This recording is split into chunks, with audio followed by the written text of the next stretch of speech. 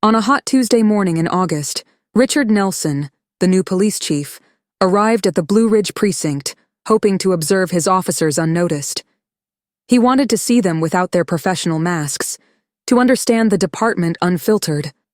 Dressed in casual clothes, a plaid shirt, worn jeans, and scuffed sneakers, he didn't resemble someone with decades of law enforcement experience. But that was precisely his plan. As a black man entering a leadership role in a precinct known for whispers of misconduct, Richard knew he had to see how things truly were. No polished introductions, no special treatment, just him, blending in. The precinct parking lot buzzed with officers coming and going.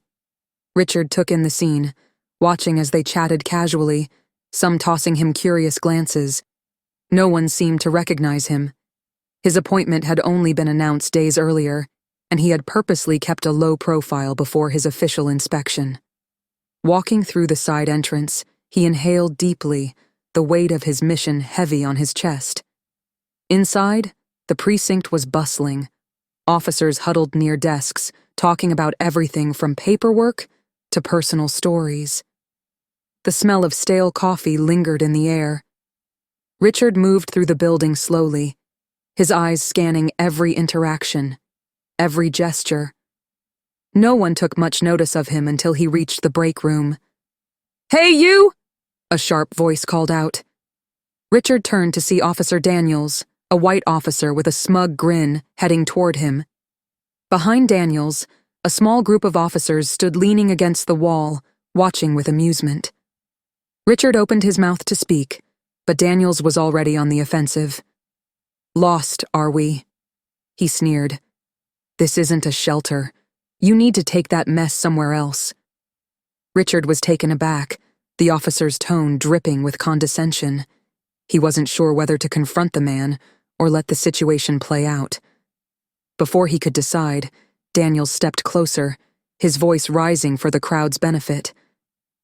"Didn't you hear me? Get out of here. We don't need people like you around." Laughter filled the air, the group of officers snickering. Richard clenched his jaw, his heart racing, but he remained calm. He reached into his pocket and slowly pulled out a handkerchief, wiping the spit from his face. "Is this how you treat everyone who walks through these doors?" he asked, his voice steady but firm. Daniels laughed. "Only the ones who don't belong here." The laughter from the others grew louder. Richard didn't flinch. Instead, he turned and walked away, his steps deliberate as he made his way toward the briefing room. The sound of the intercom crackled to life, calling all officers to the meeting. Inside the briefing room, chatter buzzed as officers filed in. Many carried coffee mugs or chatted about their shifts. Richard entered through a side door, holding a folder marked with the precinct's official seal. He stood quietly at the back, watching as the officers took their seats, some still chuckling about the earlier incident with Daniels. At the front of the room, Captain Harris, a stout man with a graying mustache, raised a hand to call for order. "All right, settle down. We've got an important introduction today." The room quieted. Officer Daniels, still smug, leaned against the wall, arms crossed. "As most of you know," Captain Harris continued, "Chief Caldwell retired last month, and I'm pleased to introduce you to our new leader, someone with a stellar record and a vision for this department." Richard stepped forward, his calm presence commanding the room's attention. As he walked to the podium, the energy shifted. The officers went silent. Daniel's face drained of color as recognition set in. Richard placed the folder on the podium and scanned the room. His gaze briefly met Daniel's, who shifted uncomfortably, then swept over the rest of the officers. "Good morning," Richard said, his voice steady. "My name is Richard Nelson. As of today, I'm your new chief of police." Silence enveloped the room. The officers exchanged confused glances, some of them whispering. "When I arrived this morning," Richard continued, "I came in plain clothes because I wanted to see this department for what it really is. What I saw was eye-opening." A murmur rippled through the room, but Richard raised a hand to silence them. In my brief time here, I've already witnessed behavior that isn't just unprofessional, it's unacceptable. Let me make something clear. The culture that has been allowed to fester here ends today. The tension was palpable. Richard's words cut through the room like a knife. Daniels shifted in his seat, his bravado gone. Respect is not optional. It is the foundation of what we do as law enforcement, Richard continued, his voice firm. Without respect, we fail, not just each other, but the very community we're sworn to protect. He let the words settle in the air. This morning, some of you laughed at what you thought was just another powerless man being put in his place. But let me remind you, every person who walks through those doors deserves respect, whether they're wearing a badge or not. The room was still, the weight of his words settling over the officers. Daniels, his face flushed red, avoided eye contact. Richard was just getting started. I understand that change isn't easy, he said. But let me be clear. There will be no tolerance for disrespect. Not here. Not under my watch. He moved closer to the officers, his presence commanding. His gaze landed on Daniels.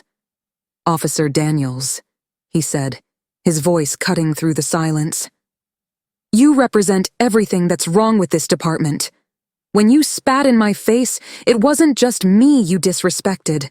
You disrespected the badge, the oath we swore to uphold, and the community that relies on us. Daniels stammered, his confidence gone. Chief, I didn't know. Richard didn't let him finish. That's the problem, he interrupted. You didn't care to know. You didn't take a moment to think.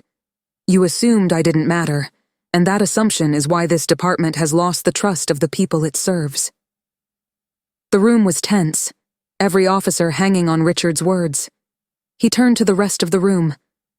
What I saw wasn't just one man's mistake. It was a culture where bullying and prejudice were tolerated and even celebrated. But that ends today. Richard stepped back toward the podium, his voice rising in authority. I've spent my career fighting for justice, and I'm not about to stop now. As long as I'm chief, this precinct will operate with integrity, respect, and accountability. He paused, letting the silence linger. Then, with a final nod toward Captain Harris, he concluded. Effective immediately, Officer Daniels is suspended pending an internal investigation. For those of you who think this is a slap on the wrist, think again. This is the first of many changes. The room erupted in quiet gasps.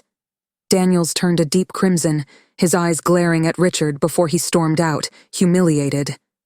The other officers exchanged glances, unsure of what to do. Richard stood tall, unwavering in his resolve. This isn't about punishment, he said. It's about setting a standard. If you can't rise to that standard, this isn't the place for you.